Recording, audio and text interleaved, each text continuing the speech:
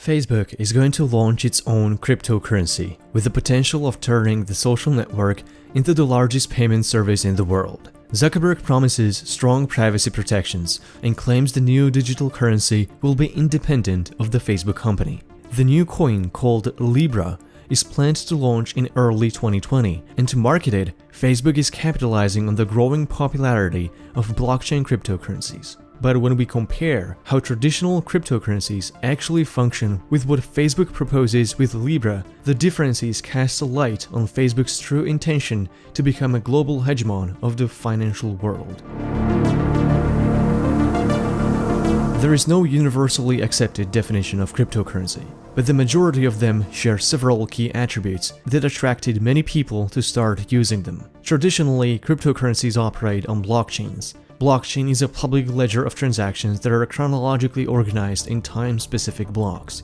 For example, in Bitcoin network, a new block of transactions is created every 10 minutes. Usually, these blocks are created by a process called mining, solving computationally difficult problems and validating transactions broadcasted by its users. Miners get rewarded with coins for contributing their computing power to the network. Most cryptocurrencies are traditionally completely decentralized and free from any authority. Every user can create their wallet or as many wallets as they like and store cryptocurrency that they can transact without any restrictions. There are no banks or governments that can dictate how someone can and can't use their digital money. This makes cryptocurrencies very attractive to free speech advocates, as they are extremely censorship resistant. Libra is going to have a central authority, Libra Association. The Libra Association is formed by a small group of founding members. Currently there are 28 members, and the association hopes to have 100 of them by the initial launch date. The criteria to become a member are rather exclusive. Your business needs to have a market value greater than $1 billion, reach at least 20 million people a year, and be ranked among the top 100 industry leaders by lists like the Fortune 500. Charities and academic institutions are also welcome to join the association, but they too have to be from the world's top 100. Among the members currently are payment gatekeepers like PayPal, Visa or MasterCard, tech billionaires from Facebook, Spotify and Uber, cryptocurrency services like Coinbase or Zappo, or a venture capitalist Union Square Ventures. All members have equal vote, but for now, Facebook claims leadership in the development of the platform. Most blockchains are permissionless. That means anybody can use them and run its own full copy of the network without needing to ask for permission from anybody. Everybody can observe the whole blockchain from the beginning to the present time. It is maintained by people constantly connecting and updating their copies of the blockchain to the network. There are no central servers, as the whole blockchain runs as an interconnection of its copies, also called nodes, directly beaming transaction records into the internet. This decentralized structure makes blockchains extremely resistant to attacks. Not all blockchains are permissionless though. Libra will start as a permissioned blockchain. Only the members of the Libra Association will be privileged to run nodes and validate Libra transactions. No one will be allowed to mint or burn Libra without the permission of the association. Although Facebook promises Libra will eventually become a permissionless blockchain, there is no indication as to when this is going to happen specifically and how they are planning to go about it. It is worth noting that no permissioned blockchain has ever succeeded in transitioning into a permissionless blockchain.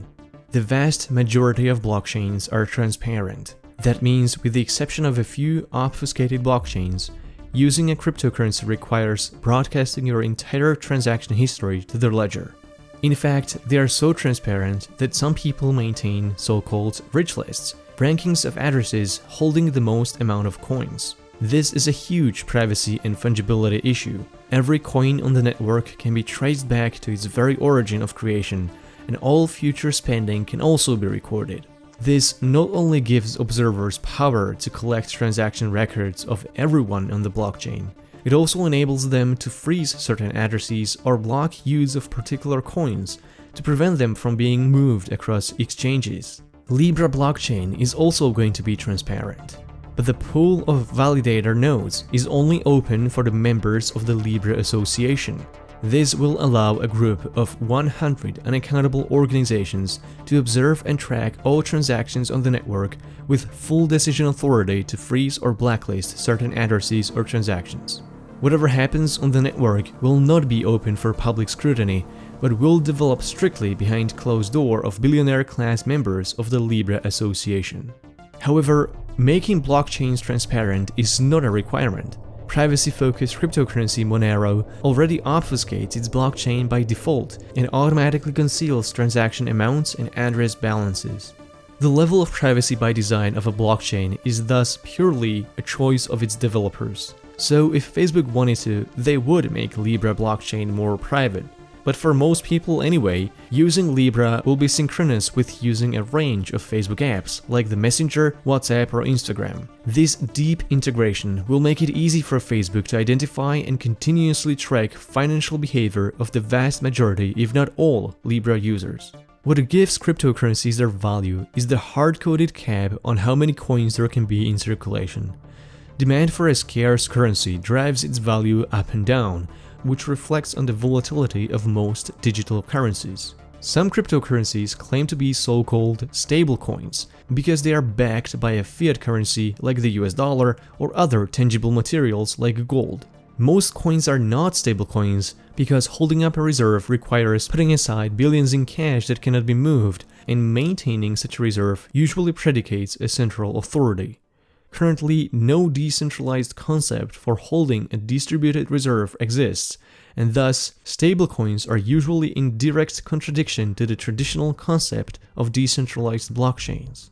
Most among the cryptocurrency crowd believe that the volatility of digital money is only a temporary effect of early adoption and that it will disappear once full adoption takes place. Libra claims to be one of those stablecoins, but it is not pegged to any particular fiat currency. Rather, what's propping Libra is a reserve of low volatility assets comprised of government securities, treasury bonds, bank deposits, and a basket of foreign currencies including the US dollar, euro, and Japanese yen. The purpose of the Libra reserve is to hold its value. For every Libra created, there must be an equivalent amount of assets held in the reserve. For each coin burned, assets must be taken away. Libra Association aims to form this reserve by deposits from private investors and founding members. Just like with other banks, this reserve will be used for further investments to earn interest.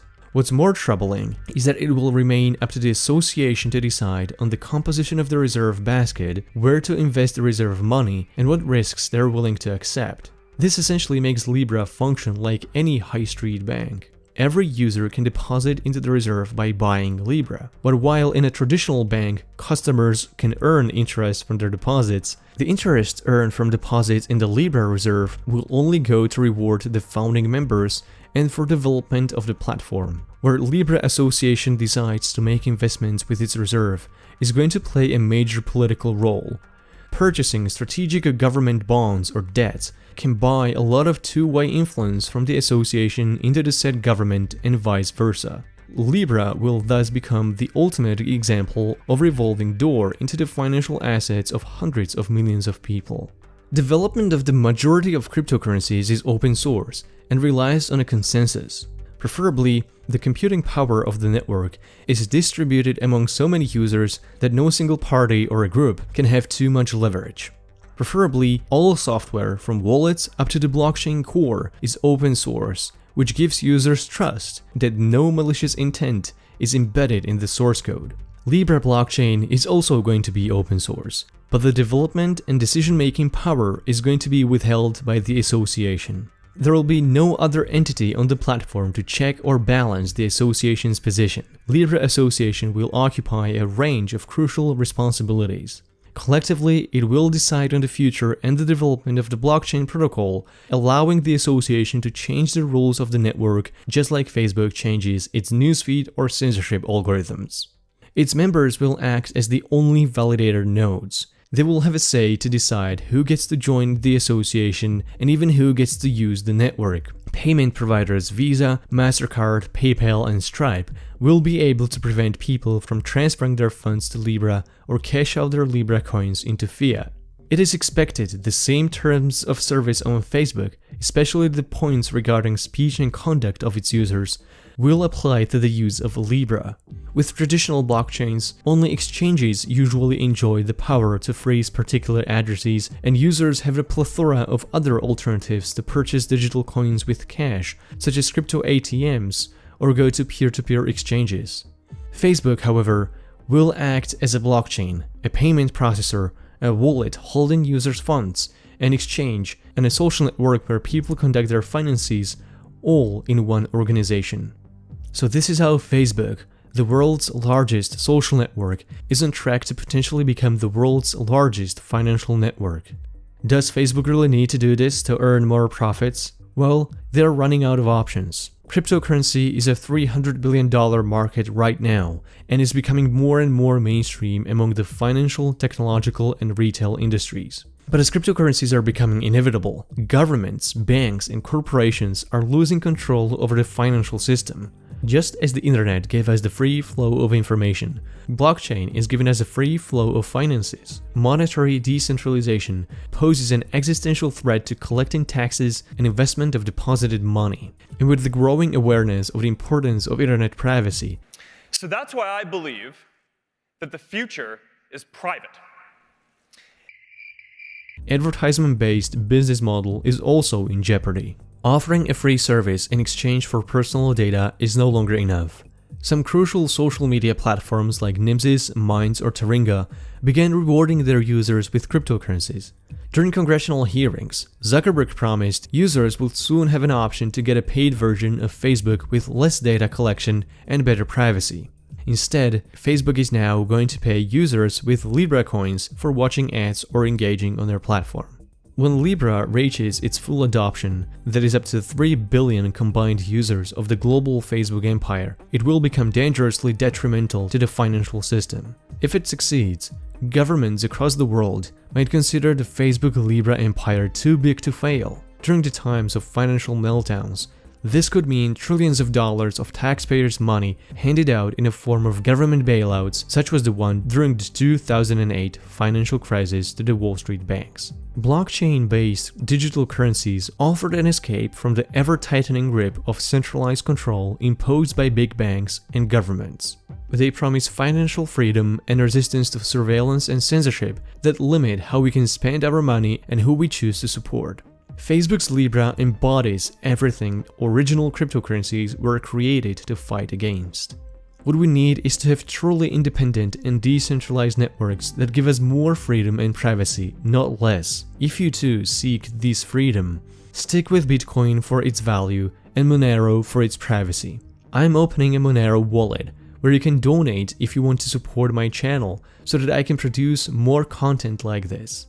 With Monero, you can donate completely anonymously and privately, as this blockchain leaves no trace of your transactions. YouTube is cracking down on independent content creators and favors large corporate media organizations instead. But with your support, we keep fighting in this information warfare. Thank you for your support, and thank you for watching.